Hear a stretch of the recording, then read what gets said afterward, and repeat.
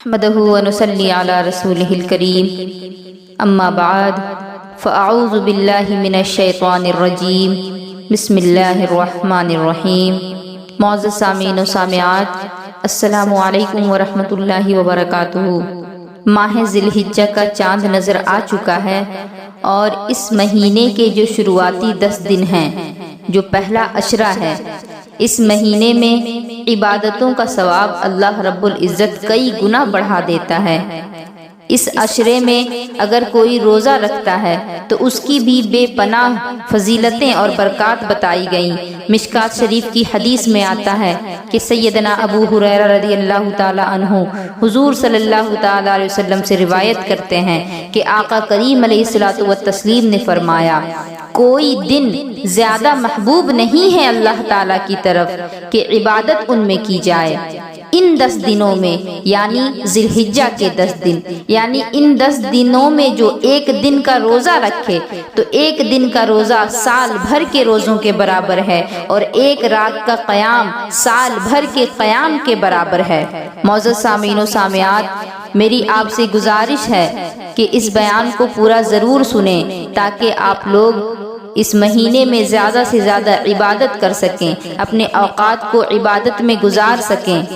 اور اس ویڈیو کو زیادہ سے زیادہ لوگوں تک ثواب کی نیت سے پہنچائیں۔ ماہ ذی الحجہ کے شروع کے 9 دنوں کے روزے رکھنا، اس کا ثواب بھی آپ سماعت فرما لیں کہ 10ویں کا نہیں رکھ سکتے، 11ویں کا نہیں رکھ سکتے، 12ویں اور 13ویں کا بھی نہیں رکھ سکتے، اس لیے کہ ان دنوں میں روزے رکھنے سے آقا کریم علیہ الصلوۃ والسلام نے منع فرمایا ہے۔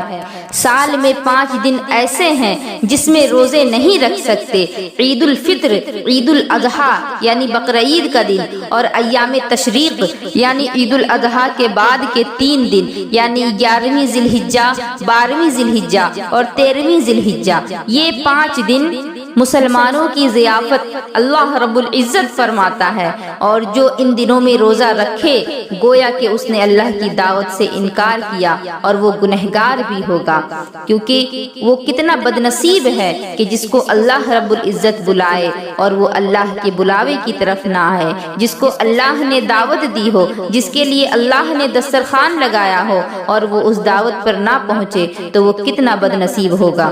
انشاءاللہ اس پر پھر کبھی بیان کیا جائے گا۔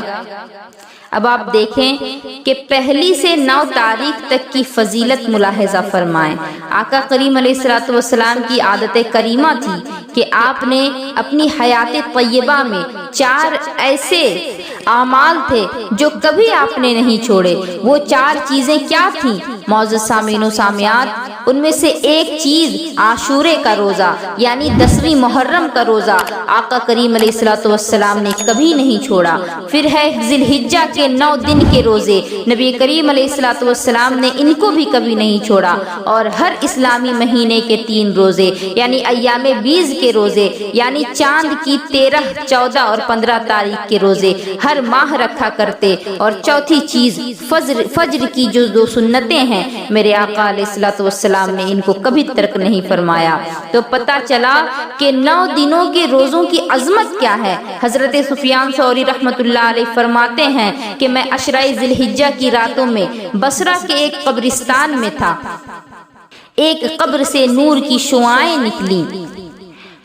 یہ دیکھ کر میں بڑا حیران ہوا۔ اتنے میں آواز آئی، اے سفیان، اگر تو بھی 9 دن ذی الحجہ کے روزے رکھے تو تیری قبر سے بھی اسی طرح نور نکلے گا۔ حضرت سفیان ثوری جلیل القدر محدث گزرے ہیں۔ بصرہ کے قبر سے انہوں نے دیکھا کہ نور کی شعاعیں نکل رہی ہیں، تو یہ نور کی شعاعیں قبر سے کیوں نکل رہی تھی؟ وجہ یہ تھی کہ جو قبر میں آرام کر رہے تھے انہوں نے ذی الحجہ کے 9 روزے کبھی نہیں چھوڑے۔ معزز سامعین و سامعات، اب یہ حدیث بھی سماعت فرمائیں اور محسوس کریں کہ ان 10 دنوں کی کیا فضیلت ہے۔ ام المومنین حضرت عائشہ صدیقہ رضی اللہ تعالی عنہا فرماتی ہیں کہ عہد رسالت میں یعنی نبی کریم علیہ الصلوۃ والسلام کے زمانے میں ایک شخص گانے کا بڑا شوقین تھا، چھپ چھپ کر گانے سنا کرتا، اس کی عادت تھی گانے سننے کی، مگر جب جب ذی الحجہ کا چاند نظر آتا تو روزے رکھنا شروع کر دیتا۔ آقا کریم علیہ الصلوۃ والسلام کو اس شخص کے بارے میں بتایا گیا تو حضور علیہ الصلوۃ والسلام نے اس شخص کو بلایا اور پوچھا کہ کیا بات ہے؟ میں نے سنا ہے کہ جیسے ہی ذی الحجہ کا چاند نظر آتا ہے تو تو روزے میں مصروف ہو جاتا ہے، تو عبادات میں مصروف ہو جاتا ہے۔ وہ کہتا ہے یا رسول اللہ صلی اللہ تعالی علیہ وسلم، مجھے یہ خیال آتا ہے کہ یہ حج کے دن ہیں اور مجھے یہ بات پسند آئی کہ اللہ تبارک و تعالی مجھے حاجیوں کی دعاؤں میں شریک فرمائے، اس لیے میں سب کچھ چھوڑ کر روزے رکھتا ہوں اور عبادات بھی کرتا ہوں۔ آقا علیہ الصلوۃ والسلام نے فرمایا کہ تجھے ہر دن کے روزے کے بدلے میں 100 مسلمان غلاموں کو آزاد کرنے کا اللہ ثواب عطا فرمائے گا، اور 100 اونٹ کا صدقہ کرنے کا ثواب عطا فرمائے گا، اور 100 گھوڑے اللہ کی راہ میں دینے کا ثواب عطا فرمائے گا، اور 8ویں تاریخ یعنی یوم ترویہ جسے کہا جاتا ہے، اس کے روزے کے بدلے میں اللہ تجھے 1000 غلام آزاد کرنے کا ثواب عطا فرمائے گا، اور 1000 اونٹ صدقہ کرنے کا ثواب عطا فرمائے گا، اور 1000 گھوڑوں کو اللہ کی راہ میں دینے کا ثواب عطا فرمائے گا۔ اور عرفہ کا روزہ یعنی 9 ذی الحجہ کا روزہ، اس کے بارے میں میرے آقا نے فرمایا کہ تجھے 2000 غلاموں کو آزاد کرنے کا ثواب عطا کرے گا، اور 2000 اونٹ صدقہ کرنے کا ثواب عطا کرے گا، اور 2000 گھوڑے اللہ کی راہ میں دینے کا ثواب عطا فرمائے گا،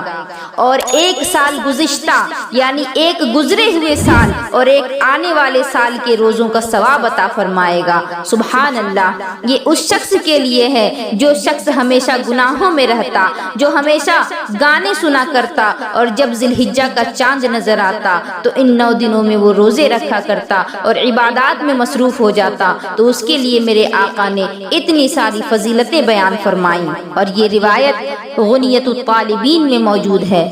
9 ذی الحجہ کا روزہ یہ حاجیوں کے لیے مکروہ ہے کیونکہ اس سے کمزوری پیدا ہوگی، اسی لیے حاجی 9 ذی الحجہ کو روزہ نہ رکھیں، اور اس روزے کی فضیلت ان لوگوں کے لیے خاص طور پر ہے جو حج کے سفر پر نہ ہوں، ان کے لیے یوم عرفہ کا روزہ کتنا خاص ہے سماعت فرمائیں۔ حدیث کے مطابق میں آپ کو بتاؤں کہ ان دنوں میں عرفہ کا جو دن ہے بڑا معظم دن ہے کہ عرفہ کا روزہ 1 سال گزشتہ اور 1 سال آئندہ کے گناہوں کو مٹا دیتا ہے، مگر یہ کہ جو احرام کی حالت میں ہیں ان کے لیے یہ حکم ہے کہ وہ اس دن روزہ نہ رکھیں تاکہ حج کی ادائیگی میں انہیں سستی نہ ہو۔ اور نزہۃ المجالس میں ایک حکایت موجود ہے کہ ایک بزرگ نے خواب دیکھا، قیامت قائم ہو گئی، فرماتے ہیں میں نے اپنے دوست کے آگے 10 نور دیکھے اور اپنے آگے صرف 2 نور دیکھے، مجھے بڑا تعجب ہوا۔ اس پر مجھے بتایا گیا کہ تیرے دوست نے 10 سال عرفہ کا روزہ رکھا، اس لیے اس کے آگے 10 نور ہیں، اور تو نے صرف 2 سال عرفہ کا روزہ رکھا تھا، اس لیے تیرے آگے صرف 2 نور ہیں۔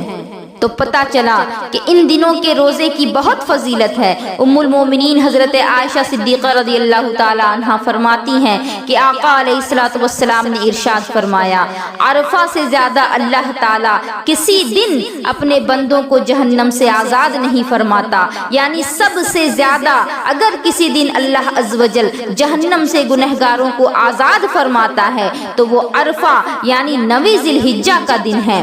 اور پھر اللہ تبارک و تعالیٰ اپنے فرشتوں سے فرماتا ہے کہ فرشتوں دیکھو میرے بندے کس طرح سے میری یاد میں لگے ہیں۔ آقا علیہ الصلوۃ والسلام کا یہ ارشاد فتاوی رضویہ جلد 5 صفحہ نمبر 259 میں موجود ہے۔ اعلیٰ حضرت نے یہ حدیث نقل فرمائی ہے۔ ام المومنین حضرت عائشہ صدیقہ رضی اللہ تعالی عنہا فرماتی ہیں کہ رسول اللہ صلی اللہ تعالی علیہ وسلم یوم عرفہ کے روزے کو ہزاروں دن کے روزوں کے برابر قرار دیتے تھے، اور 2 سالوں کے گناہوں کی معافی یعنی 1 سال گزشتہ جو سال گزر چکا اور 1 سال آئندہ یعنی جو سال آنے والا ہے، ان 2 سالوں کے گناہوں کی معافی بیان فرمایا ہے۔ اور عرفہ کے دن اللہ رب العزت آسمان دنیا کی طرف خاص تجلی فرماتا ہے، اور عرفہ کے دن روزہ رکھنا سال بھر کے روزوں کے برابر ہے۔ کنز العمال شریف میں تحریر فرمایا گیا کہ اللہ تبارک و تعالی عرفہ کے دن اپنے بندوں کی طرف نظر کرم فرماتا ہے، جس کے دل میں ذرہ برابر بھی ایمان ہوتا ہے اللہ رب العزت عرفہ کے دن اپنے خاص کرم کے طفیل اس کی مغفرت فرما دیتا ہے۔ یوں تو اللہ رب العزت ہمیشہ ہر کسی پر نظر فرماتا ہے، لیکن عرفہ کے دن خاص نظر کرم ہوتا ہے، اور جو بندے اپنے دلوں میں ایمان کی شمع روشن کیے رکھتے ہیں اللہ رب العزت ان کی مغفرت فرما دیتا ہے۔ کہا گیا اے اللہ کے رسول صلی اللہ تعالی علیہ وسلم، یہ بات صرف عرفات والوں کے لیے ہے، یعنی جو میدان عرفات کے اندر ہیں صرف انہی کے لیے خاص ہے؟ تو آقا کریم علیہ الصلوۃ والسلام نے فرمایا یہ بات تمام مسلمانوں کے لیے ہے، یعنی ہر ایمان والے کے لیے، اس لیے کہ حاجی میدان عرفات میں جب پہنچتا ہے اس تاریخ کو تو میرا رب اس دن حاجی کے سارے گناہوں کو معاف فرما دیتا ہے، اور جو نہ پہنچ سکا لیکن اس دن یاد الہی میں مصروف رہا، ذکر رسول میں لگا رہا، تو اللہ عز و جل حاجیوں کے صدقے میں اسے بھی معاف فرما دیتا ہے۔ لہٰذا ہمارے لیے ضروری ہے کہ ان مقدس دنوں کو، ان مقدس راتوں کو کھیل کود میں نہ گزاریں۔ اگر آپ ماہ ذی الحجہ کی راتوں میں قیام نہیں کر سکتے تو میری اتنی گزارش ہے کہ عشاء کی نماز ضرور جماعت کے ساتھ پڑھیں، اور فجر کی نماز بھی جماعت کے ساتھ پڑھیں، اور اگر آپ کو ایسا لگے کہ رات جگنے سے فجر کی نماز چھوٹ جائے گی تو بہتر ہے کہ جگنے کے بجائے آپ کوشش یہ کریں کہ عشاء کی نماز جماعت سے پڑھ کر جتنی عبادت کر سکتے ہوں کر لیں اور پھر سو جائیں، اور فجر کی نماز بھی جماعت کے ساتھ ادا کریں۔ اور خواتین جو معذور ہوں ان کے لیے بھی یہ ہے کہ وہ اگر نماز نہیں پڑھ سکتی، قرآن نہیں پڑھ سکتی، تو کم از کم وہ ذکر و اذکار میں مصروف رہیں، وہ درود و سلام میں مصروف رہیں، اور آپ اپنا معمول بنا لیں کہ اس دن